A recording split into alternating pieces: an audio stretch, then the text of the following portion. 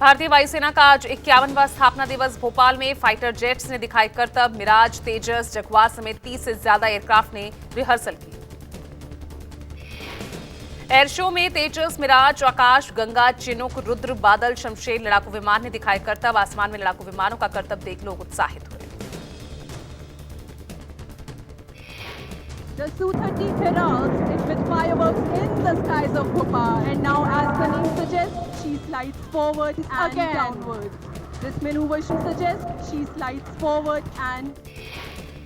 Rehearsal में Jaguar, Miraj, सूर्यकिरण, तेजस और Chinook helicopter ने दिखाया अपना जौहर। वायुसेना के एयर शो की रिहर्सल देखने बोट क्लब पर बड़ी संख्या में लोग परिवार के साथ पहुंचे।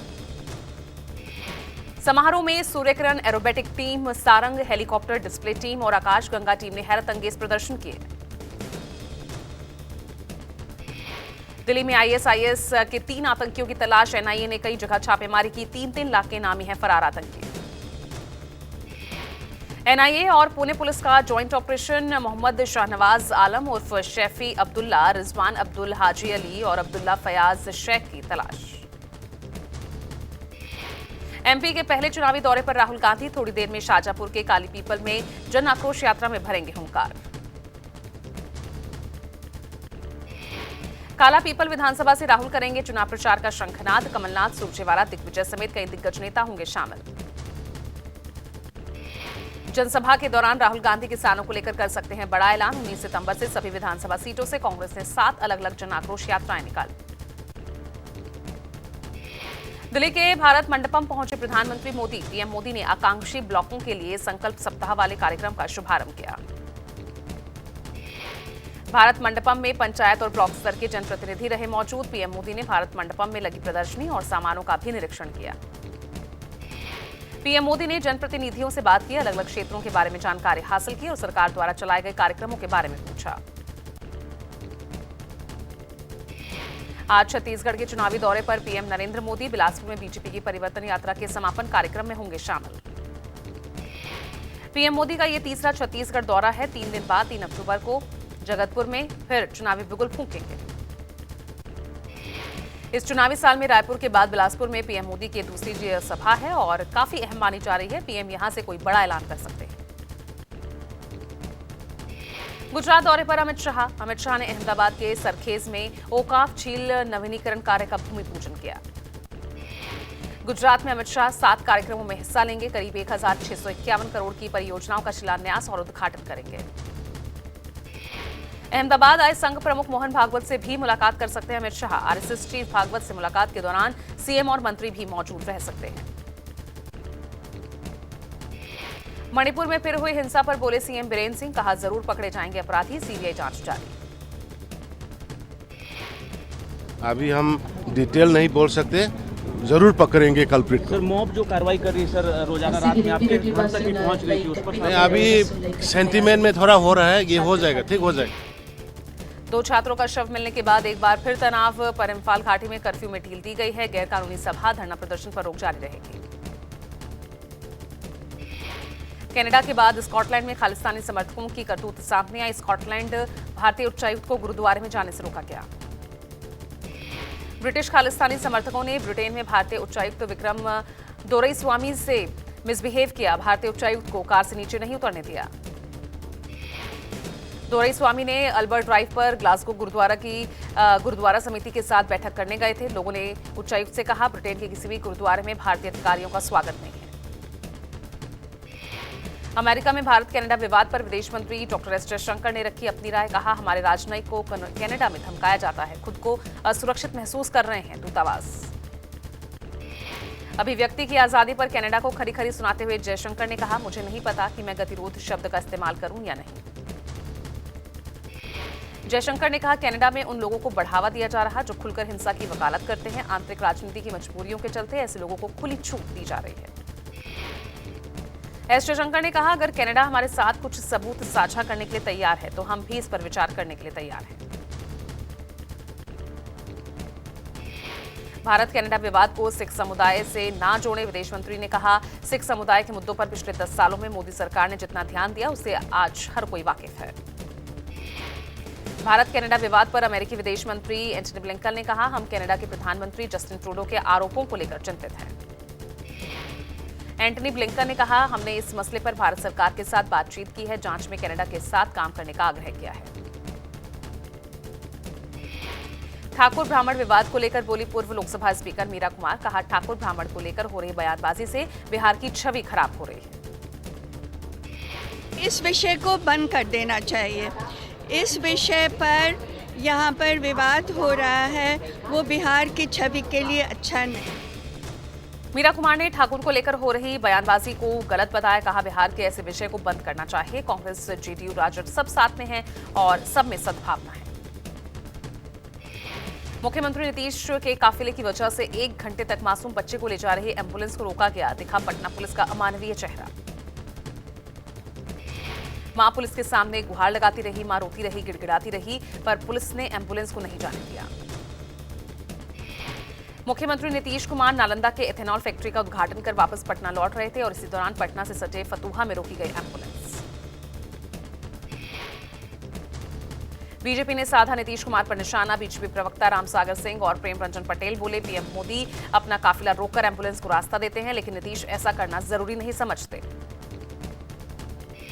उज्जैन में नाबालिग लड़की से दुष्कर्म मामले में कमलनाथ ने किया शिवराज सरकार पर हमला, कहा, मध्य प्रदेश से चौपट प्रदेश बन गया है। घटना पूरे प्रदेश में कुछ घटना तो नोटिस में आ जाती है।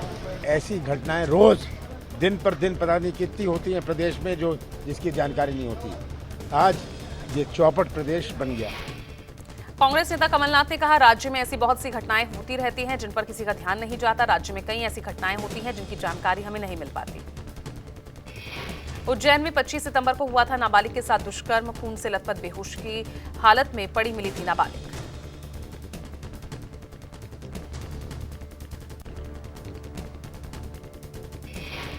टीएमसी का आज दिल्ली चलो अभियान, वॉल्वो बस में कार्यकर्ताओं को लाया जाएगा दिल्ली। अभियान के लिए विशेष ट्रेन का अनुरोध रेलवे द्वारा खारिज किए जाने पर भड़की टीएमसी। सीएम ममता बनर्जी का आरोप है, केंद्र सरकार ने 100 दिन का मनरेगा का पैसा बंगाल को दिया नहीं, जिसे लेकर टीएमसी 2 अक्टूबर और 3 अक्टूबर को दिल्ली में विरोध प्रदर्शन करेगी। वहीं विरोध प्रदर्शन से पहले पार्टी पश्चिम बंगाल में मनरेगा के लाभ से वंचित लोगों के 50 लाख से ज्यादा पत्र प्रधानमंत्री नरेंद्र मोदी को भेज रही है। बीजेपी अध्यक्ष जेपी नड्डा की अध्यक्षता में हुई राष्ट्रीय महासचिवों की बैठक रात 11 बजे खत्म हुई। मीटिंग 5 राज्यों में होने वाले विधानसभा चुनावों को लेकर हुआ मंथन। पार्टी सूत्रों के मुताबिक लगभग 4 घंटे से ज्यादा देर तक चली इस बैठक के अंत में कॉल सेंटर प्रचार तंत्र को लेकर केंद्रीय राज्य मंत्री राजीव चंद्रशेखर ने एक प्रेजेंटेशन की थी। बैठक में राजस्थान पर अरुण सिंह, छत्तीसगढ़ पर शिव प्रकाश, एमपी पर कैलाश विजयवर्गीय, तेलंगाना पर सुनील बंसल, बंदी पर संजय कुमार और मिजोरम पर बीएल संतोष ने प्रेजेंटेशन दिया। इसके साथ ही बीजेपी महासचिवों की बैठक में राष्ट्रीय महासचिव सुनील बंसल ने चुनावी राज्यों में और लोकसभा की दृष्टि से भी विस्तारकों की बहाली पर विस्तृत रिपोर्ट दी। सीएम शिवराज सिंह ने अलीराजपुर में की बड़ी घोषणा, सरकार बनने पर हर परिवार में एक व्यक्ति को मिलेगा रोजगार। सुनो, हर परिवार में एक रोजगार, एक व्यक्ति को हर परिवार में रोजगार दूंगा।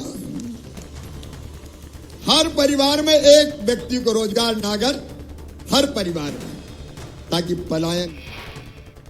अपने संबोधन में शिवराज ने कांग्रेस पर निशाना साधा और कहा कि चुनाव के समय कांग्रेसी सिर्फ लोभ और लालच देंगे, हम जो कहते हैं वो करते हैं। पंजाब में सरकार से जारी है किसानों की नाराजगी। आज रेल रोको आंदोलन का तीसरा दिन। बाढ़ से नुकसान पर मुआवजे और एमएसपी समेत कई मांगों को लेकर किसान कर रहे विरोध। उत्तरी भारत के 18 किसान संगठन पंजाब में 15 जगह पर ट्रेनों का चक्का जाम कर रहे हैं। किसानों के रेल रोको आंदोलन का आज आखिरी दिन। रेलवे ट्रैक जाम होने से दिल्ली से अमृतसर, पठानकोट से अमृतसर, पंजाब से चंडीगढ़, जालंधर, लुधियाना से मोगा, फिरोजपुर, फाजिलका सभी रूट पूरी तरह से ठप। किसानों के रेल रोको आंदोलन से 90 ट्रेन प्रभावित हुई हैं। साथ ही किसानों ने दिल्ली चंडीगढ़ नेशनल हाईवे जाम कर दिया। नारी शक्ति वंदन अधिनियम बिल को राष्ट्रपति ने मंजूरी दी है। राष्ट्रपति की मंजूरी के बाद कानून बना महिला आरक्षण बिल। महाराष्ट्र में फिर गरमाया मराठा आरक्षण का मुद्दा। मनोज जरांगे पाटिल का ऐलान, आरक्षण के मुद्दे पर समर्थन जुटाने के लिए राज्य के कई जिलों में 12 दिवसीय दौरे पर निकलेंगे। आज मोनू मानेसर की जमानत याचिका पर सुनवाई। नासिर जुनैद हत्याकांड में आरोपी है मोनू मानेसर।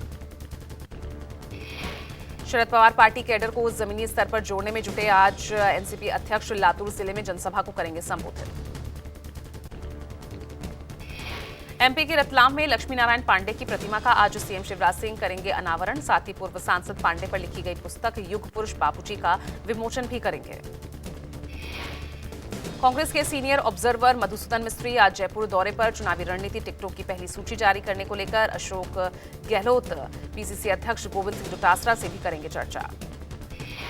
मधुसूदन मिस्त्री सभी 25 लोकसभा सीटों के लिए भेजे गए कांग्रेस पर्यवेक्षकों से 1-to-1 फीडबैक लेंगे। आज बीकानेर के दौरे पर सीएम अशोक गहलोत। यहां वो पापड़ भुजिया व्यापारियों से 1.5 घंटे तक करेंगे संवाद।